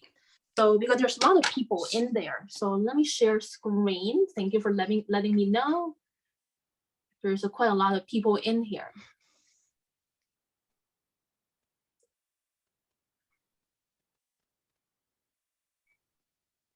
So right now, so we just did the girl with the lady. Yeah, she was right here. So now I just did this man right over here standing on her left side. And before that, I did 2 small doodles of this lady in pink purple scarf and the man riding beside. So yeah, so that's the people that we're doing right now. If you and some others are not so sure, yeah, so that's the people that we're doing. Now let's see. I want to do this woman over here because her outfit is pretty interesting and she has big white step right here. I'm gonna do this one now, okay? So yeah, just add one more and we're done with these people. Last one, last people right over here. This it's pretty chubby woman over here. I'm gonna do this one. That'd be great. Now I'm gonna stop sharing screen so you can see what I'm doing. Where is my passport? Yeah, thank you for letting me know, Liz. Yeah, so anytime if we're not sure what we're doing, just let me know. That's great. Now let's do this this woman somewhere close, very close to the bar of the railing. Very obviously she's wearing this strawberry colored pants and caramel colored jacket. She's making a really big white step there, okay? Somewhere around the railing, close to the sign that says science. Where you keep your passport, Val? Right, let's do that. In Let's your do her. purse. Make a very quick drawing over her. Let's turn someone's mic off. All right. You know, this, one of the thing about Zoom is that it's catching a lot of noises from maybe from myself and from other people too if you turn your mics on. Okay, here we go. Let's do this lady. Okay, let's just share screen of where she is. She's making a pretty white step again, starting with her head.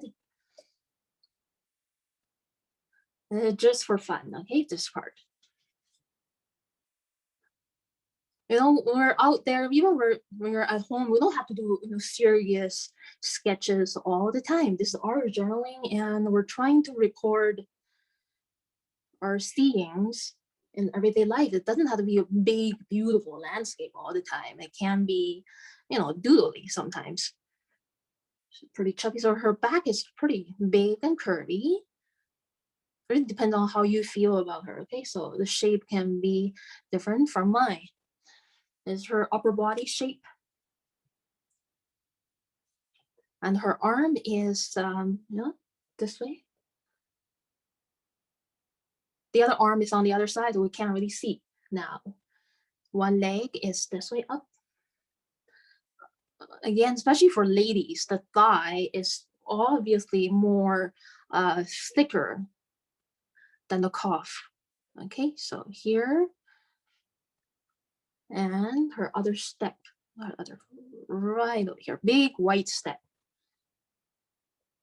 Okay, and her shoe's gonna color in with solid black. And that's pretty much it for her. Okay, it can be a very simple line drawing. Capturing people with different gestures, walking in different distances. It can be different sizes, and they don't have to be in the correct perspective. It can be just in random. Maybe for smaller people, they can be higher compared to the one in the front, so they don't look like tiny people, right? The smaller people, they can be higher on the page.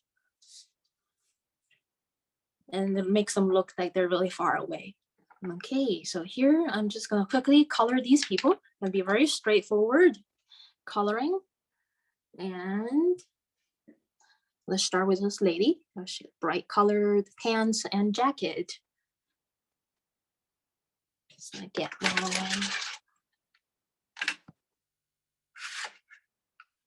colors right in here. Okay, so I'm gonna grab some red and dilute it within the leftover yellow. So it kind of like gets this very light strawberry color. There we go. And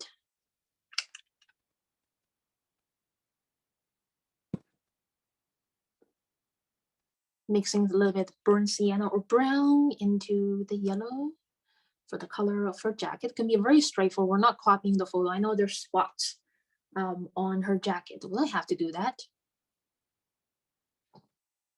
Usually they walk away really fast, so I work from memory. It's a little bit. Again, we don't have to paint every single area of the face or the jacket or the pants. You know, leaving a little bit of a white streak really gives a bit more 3-dimension. And this man over here, I can see his shirt is blue. Use leftover blue.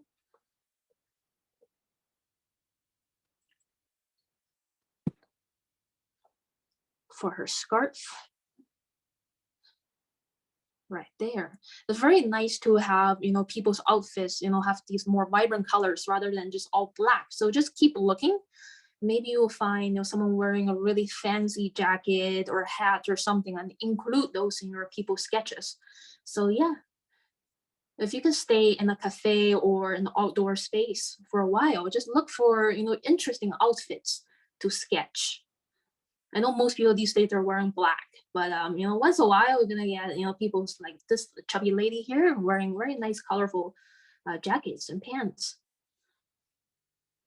And just using leftover colors to paint the rest of their outfits. Again, leaving little streaks. White. Again, this leg is in the front, so it should look brighter. The other leg in the back is darker, and it's in shade.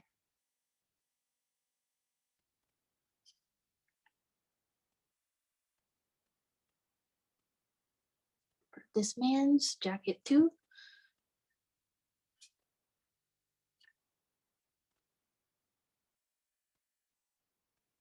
Just painting her outfit.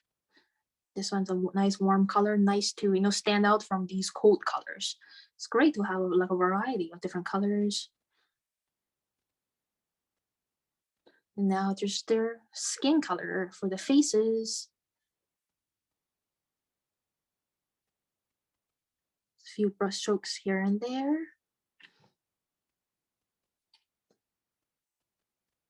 And that's pretty much it. This is, I'm trying to, you know, sketch and paint in the way as in real life, rather than copying from a photograph.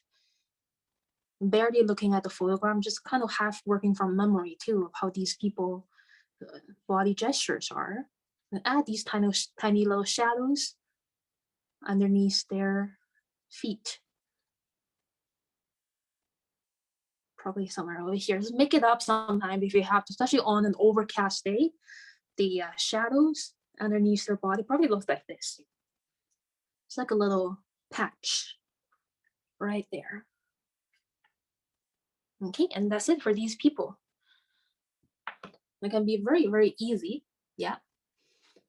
And now, let's see. I'm probably not gonna do the busker.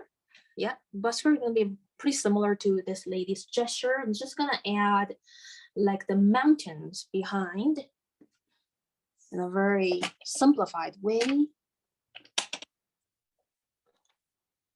1 and 2. I'm gonna use my 0.8 for this little space on the upper left corner. All right.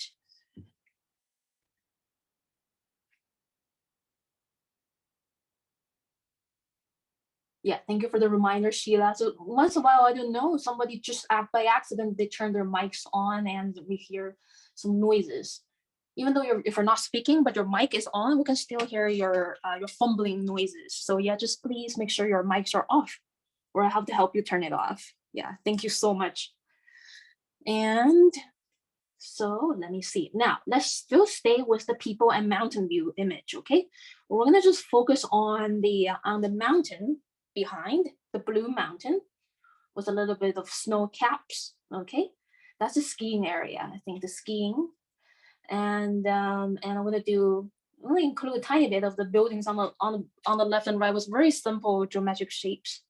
Okay, because these are, you know, pretty nice detailed aspects of the area, and also this hot cross buns. I'm gonna keep this, you know, very pretty simple. Start with the mountain right there. And again, if you have to go early, that's fine.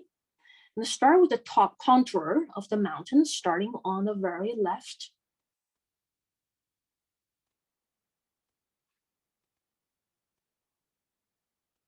And then toward the middle and the right. There's actually another layer over here because this was a very cloudy day and it's very misty in the distance. Focus on the contour of the mountain right now. It's very beautiful.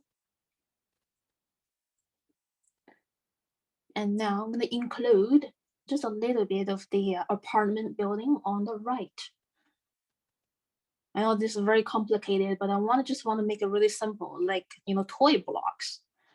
Just take the clip off. The page is already pretty flat.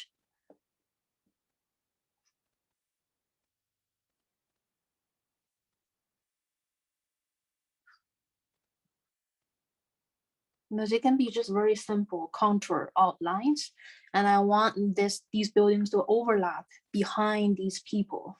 Okay.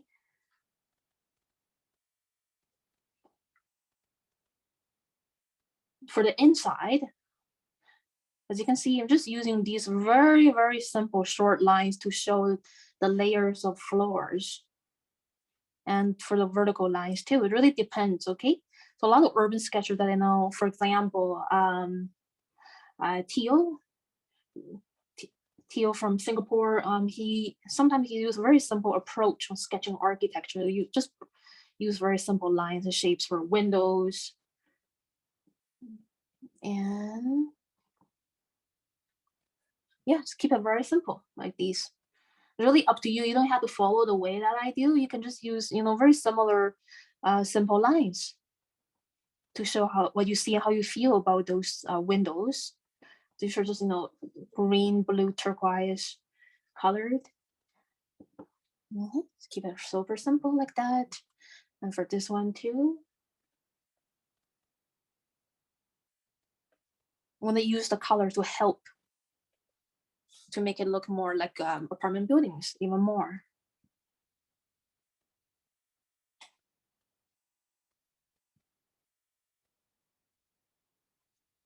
Especially when you're outdoors and then you're sketching these modern buildings, they're actually very tedious to sketch. So of course, don't copy every single floor or window that's on there. Too much repetition, okay? Just simplify it. It can be too much repetition. So just simplify it into, you don't have to draw every single window or balcony or whatever that is. Just draw as many as you can. I'm omitting some too. Okay, you can omit some of the windows or balconies. And now I'm just gonna draw this rooftop of the corridor. I think there's a corridor leading people into science world. And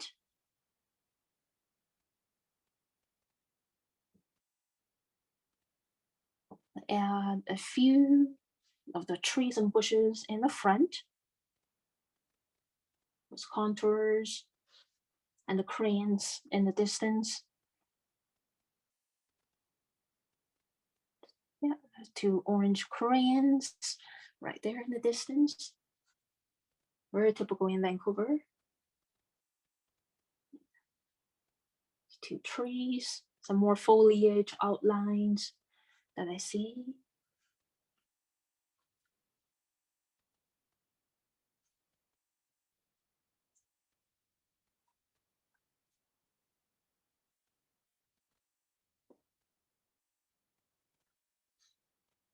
Just simplify. We don't have to include every single detail. I want to focus mostly on the mountain. And now we have Science World, the building right over here, and it's coming up this way in this angle. It's kind of like a tube. We're pretty round over here, as pointing there towards the middle. You don't have to know where the vanishing line is. And the angle is pretty much going down, like a slope.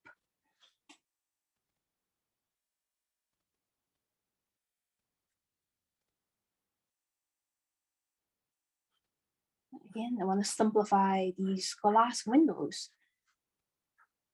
Just breaking them down into different sections of vertical lines.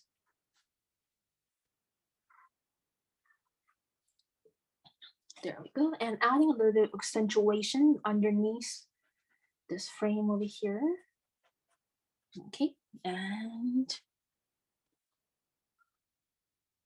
there's like a big banner somewhere over here.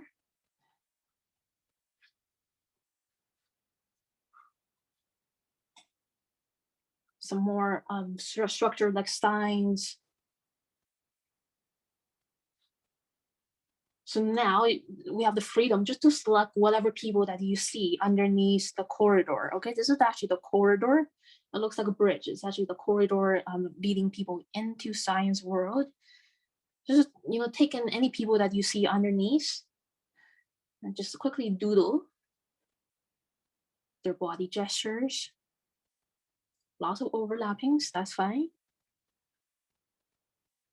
And be very quick, just adding a few people there and here and there.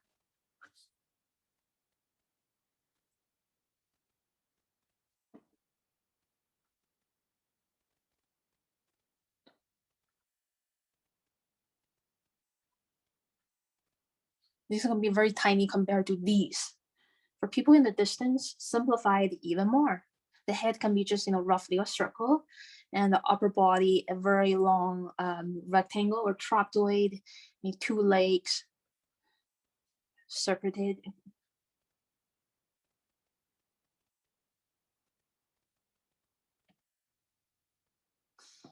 Yeah, it's included, and then you don't have to sketch every single people that's in here.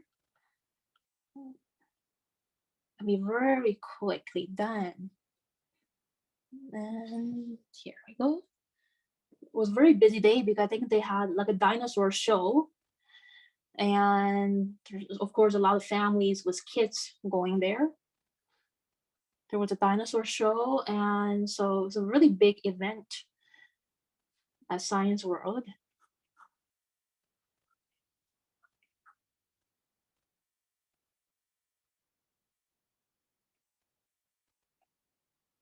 Adding a couple more people here.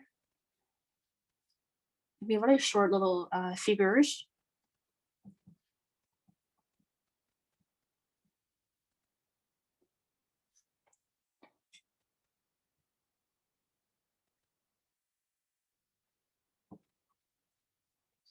Okay, there's a little bit overlapping of with the people on the right.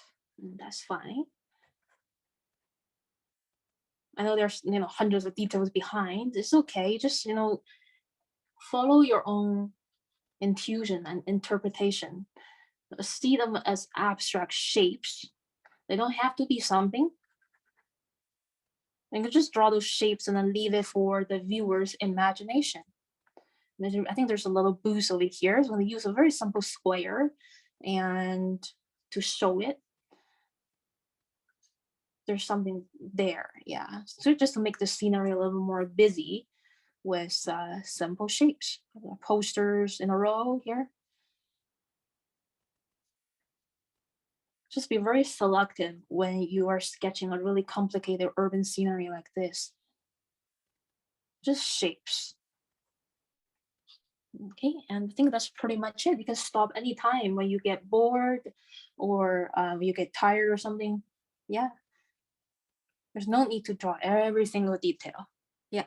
Key is to simplify. Add a little bit of those streaks of snow on the blue mountain in the distance. I think this way is Whistler, where the Winter Olympics were in 2020, 2010, 12 years ago. Yeah, and okay, that's pretty much it for the drawing part. And now I'm gonna paint.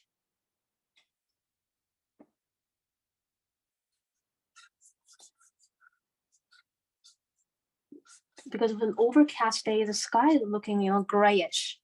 So I'm just gonna, just gonna move my palette in so you can see the colors I'm mixing. Put it right over here. There we go. I want a little bit of yellow. There's tiny bit of yellow sunshine showing. So for the first layer of an overcast sky, I don't just paint directly with gray. There's a little bit warm yellow tone, yellow ochre, mixed with a little bit medium yellow for the first layer. There's always the sunshine is always here during the daylight, just behind the thick clouds. This of the color is always showing through. And I paint the ground part a little bit too. It has a bit of yellow tone. The overall atmosphere.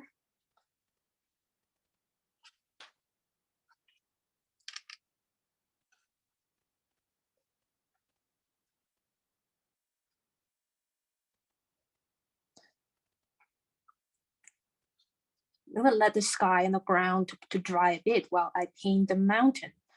So while you're waiting for the first layer or whatever, second, third layer to dry, you can paint the other parts. And that saves time. I'll grab some cobalt blue. And green or radiant green to get this blue turquoise color. Depending on the weather, the mountain color is looking slightly different. It looks even more of a sky blue during sunny weather. Is the color that I sense right now for the first layer.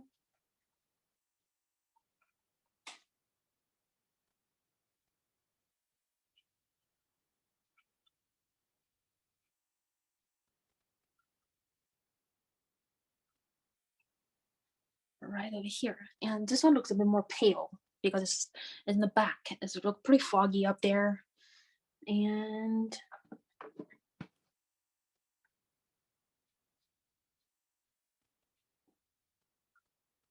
for these apartment buildings, they have a kind of like a light yellow ochre tone.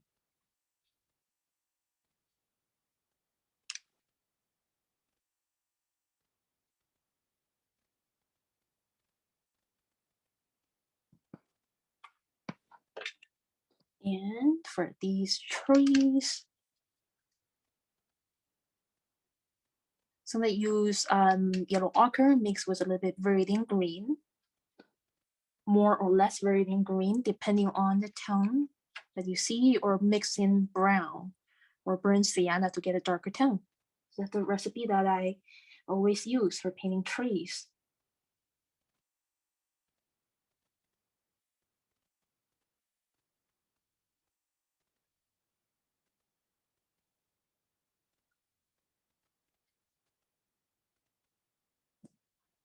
And again, you don't have to paint the inside outline all the time. Just don't make the rules way too strict. The paint can go outside the outlines. And it makes your sketching very loose. And use these turquoise for the glass windows.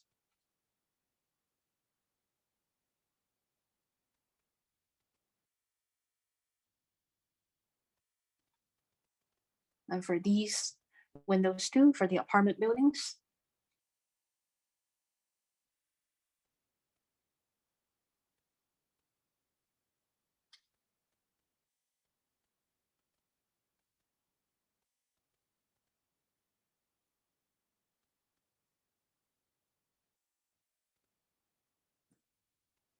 And yeah, it doesn't have to look the same as the photograph or the real thing. You just make it very loose and flexible. And for the bottom, I see a lot of browns. Brown mixed with a little bit of leftover blue. These shade, and also the tree, right? The bottom of these trees are also showing underneath the corridor. Play around with the yellows and greens. Very loose little brush strokes.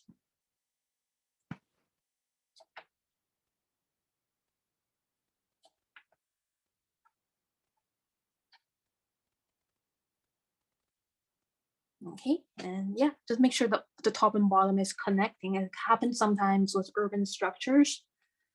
Yeah, make sure the top and bottom is pretty convincing they're connected. And right here, I want to add a bit of red.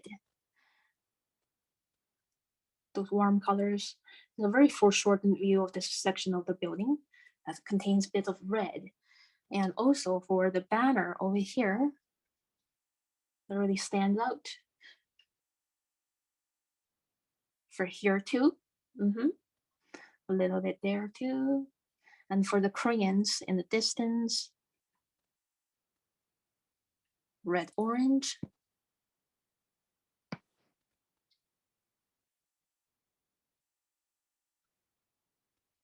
Just let it merge with the paper wrap.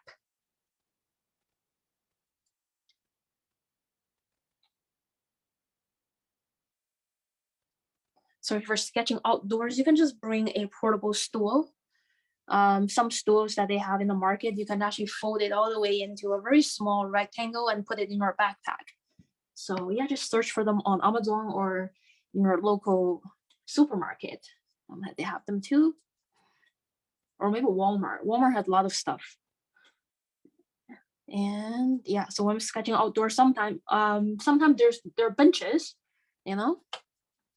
They're very convenient. You don't have to bring a portable stool, but sometimes if you really want to capture a view and there are no benches around and you have to sit on your portable stool, it's great to do it with a friend, with a buddy, fellow urban sketcher, or someone who likes to do sketching with you. If you're sitting just out there by yourself, it could be intimidating, even for me. For me, when I was sitting and sketching out here, I was sitting in a bench really far away from the crowd. So there were rarely anyone, coming to me and looking at what I'm doing. Yeah, just add a little bit tone. Leave this mountain behind, pretty bright blue, to show, atmosphere, perspective. I think that's pretty much it for this sketch. You can stop anytime when you feel like that you've captured the essence. A little bit of shade around, for these people's shadows using leftover gray. And keep it very loose. Yeah, and that's it. So if you have any questions, you can type in the sidebar. That's pretty much it for today. I did a lot. And I'm gonna add a title on the bottom right side where you're typing your question. So you can ask questions by turning on your mic if you don't like typing. I'm gonna say Olympic Village, or actually Falls Creek is better. I'm gonna say Falls Creek seawall.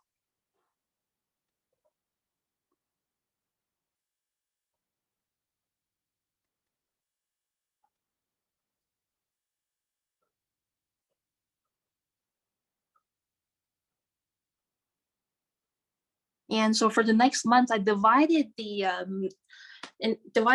class into two topics. One is urban sketching, and the other one is everyday home life sketching. So it's just for different interests, because some people on social media, they're more interested in my urban sketching. So I just they could just take those 2 weeks.